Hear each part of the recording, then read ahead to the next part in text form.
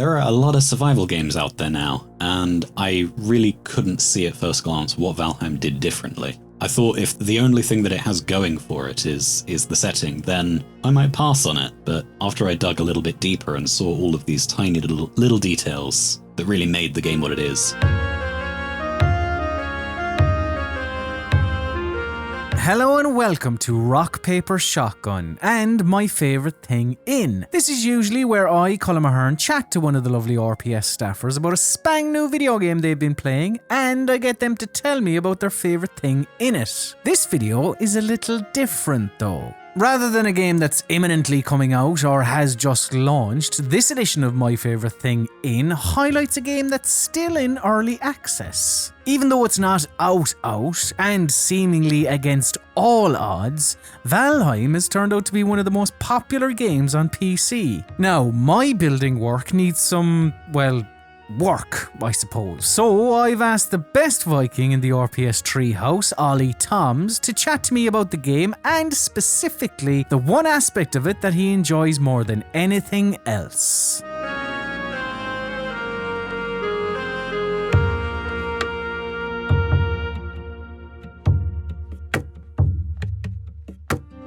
So, Ollie, what is your favourite thing in Valheim? Well, I'm going to be a little bit sneaky and group multiple little favourite things together under one banner so I can talk about all of them. And that banner is simulations. So there's a lot of stuff that Valheim simulates, which is not apparent at first glance. And I didn't realise this about the game. And when I did realise it, that's what made me want to play it. So the first thing is the ocean waves. The first time I saw the ocean, the seas in Valheim, I was kind of blown away. The fact that they actually look like oceans. They ebb and flow. There are big waves that actually do lap at the shore. And it's kind of entrancing just standing on the shore, watching it. I could do that forever. Also, just when you're going out on a boat, the effect is completely compounded. You really feel as though you're on the ocean.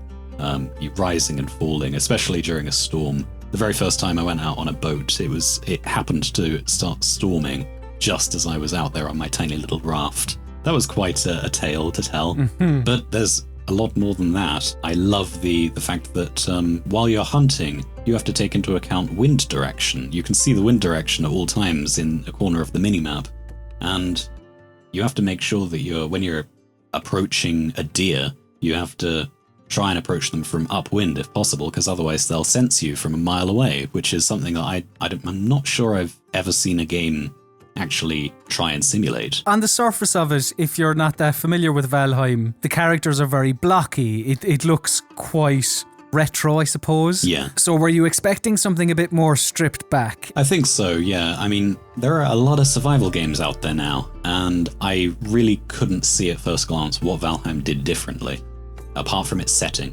I thought if the only thing that it has going for it is the setting, then I might pass on it. But after I dug a little bit deeper and saw all of these tiny little details that really made the game what it is, there are other things like smoke collecting in houses. I don't think I've ever seen a game that tries that.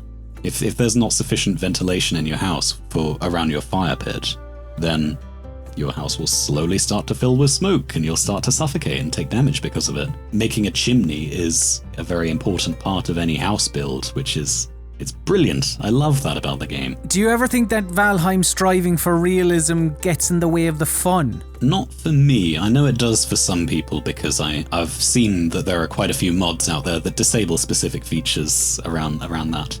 There's a whole mechanic around the structural integrity of your buildings, so you can't keep building up and up forever. You have to support everything as you go.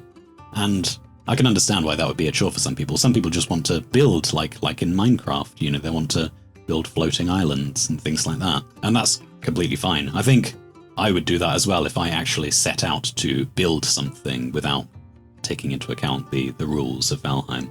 But in survival mode, I love it because, again, it's what sets Valheim apart from other games. So I always welcome it. Are there any other little touches about Valheim that you enjoy? I love the way that tree logs, when you chop down a tree, it doesn't just immediately splinter apart into wood that you collect. First, it comes down as a whole log, which is just about the most terrifying thing in the entire game. When you see a big tree log falling towards you. But it obeys gravity, it takes into account the angle of the chop, the angle of the terrain. It can be rolled around or punched to place it in certain directions, in certain positions. It can be caught in the branches and trunks of other trees, and you can cause a chain reaction if you're not careful, which will almost certainly kill you. It's just all of the little simulations, little touches that I love about the game. And who doesn't love punching trees?